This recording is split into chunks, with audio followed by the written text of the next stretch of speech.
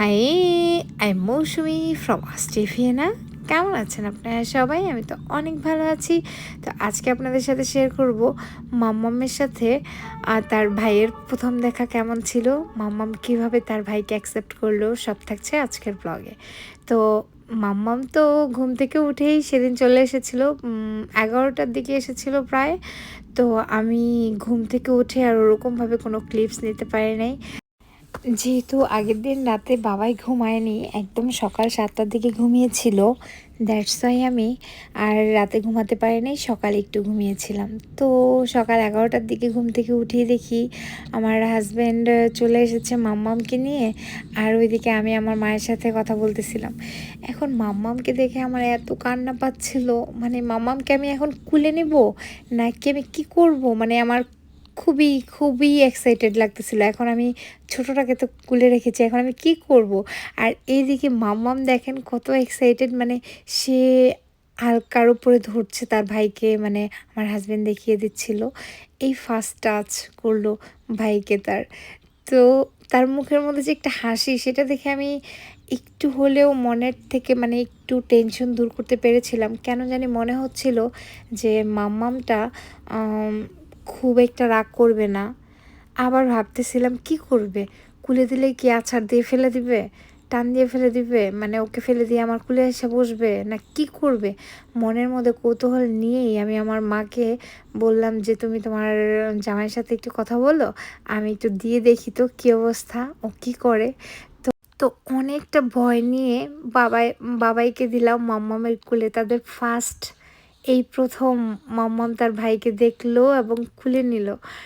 তো এখন আমি জিজ্ঞেস করতেছিলাম, মা তোমার ভাইকে পছন্দ হয়েছে? সে বলতেছিল দেখেন ওর মুখের হাসি দেখলে বুঝতে পারবেন যে এটা ও কতটা পজিটিভ ওর ভাইয়ের ব্যাপারে।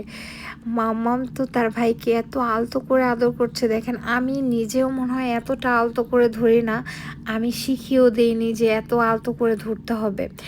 আমি মামুনির রিয়েকশন দেখে জাস্ট অবাক বলবো না, অনেক অনেক অনেক আনন্দিত হয়েছিলাম। সত্যি বলতে আমি অনেক মনে মনে ভয়ে যাচ্ছিলাম যে হয়তো মামুনি ওর ভাইকে হয়তো একদম টেনে ফেলে দিবে, বা হচ্ছে কি হিংসে করবে, কুলে নিয়েছি কেন, কান্নাকাটি করবে।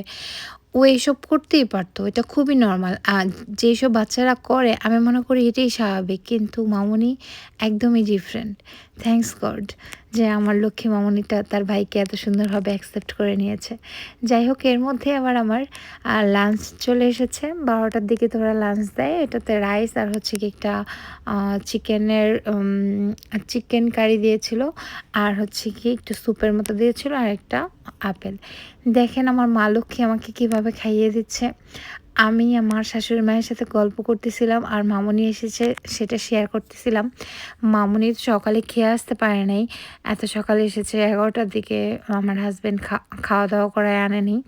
তো আমি ভেবেছিলাম ওকে খাইয়ে দিব, আমি খাইয়ে দিব কি, দেখেন ও নিজেই আমাকে কি সুন্দর করে খাইয়ে দিচ্ছে।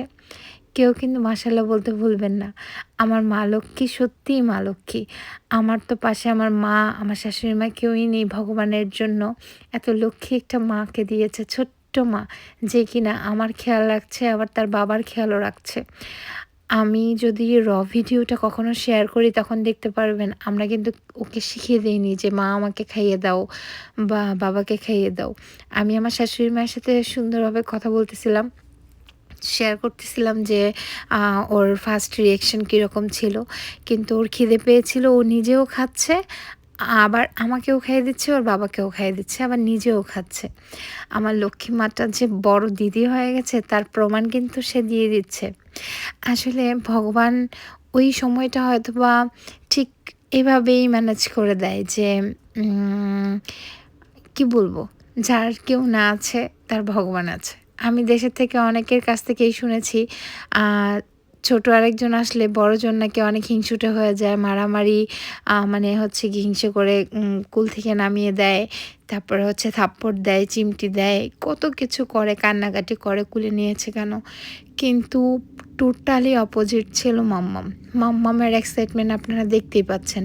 এই যে ওর বাবা ওর ভাইকে কুলে নিয়ে ঘুরছে, ওর মধ্যে কোনো প্রতিক্রিয়া নেই। দেখেন আবার মানে কোথা থেকে একটা ফিডার নিয়ে এসে সেটা আবার খাওয়ানোর ট্রাই করতেছে। যে ও বুঝলো কীভাবে যে ছোট বাবুদেরকে এইভাবে ফিডারে করে খাওয়াতে হয়? মানে oh my goodness পাকা বুড়ি একটা। তো তার এক্সাইটমেন্ট দেখে আমার অনেক ভালো লাগতেছিল। আর একটা কথা বারে মনে হচ্ছিল মাম্মামকে কতদিন পরে দেখলাম। আচ্ছা মাম্মামকে তো এখনও কুলেই নেওয়া হয়নি। আমি বাবাইকে খাইয়ে দাইয়ে ওর বাবার কুলে দিলাম একটু ঢেকুর তুলতে। এখন আমি আমার মামুনিকে একটু কুলে নেব ভাবছিলাম আরকি। কিন্তু মামুনি তো খুবই এক্সাইটেড তার ভাইকে কুলে নেওয়ার জন্য। দেখেন কীরকম শুরু করেছে, সে এখনই কুলে নিবে। কিন্তু বাবাই তো এখন মাত্র খেলো, তো এখন তো কুলে দেওয়া যাবে না, তাহলে আবার বমি হবে। দ্যাটস ওয়াই আমরা ওকে মানাচ্ছিলাম।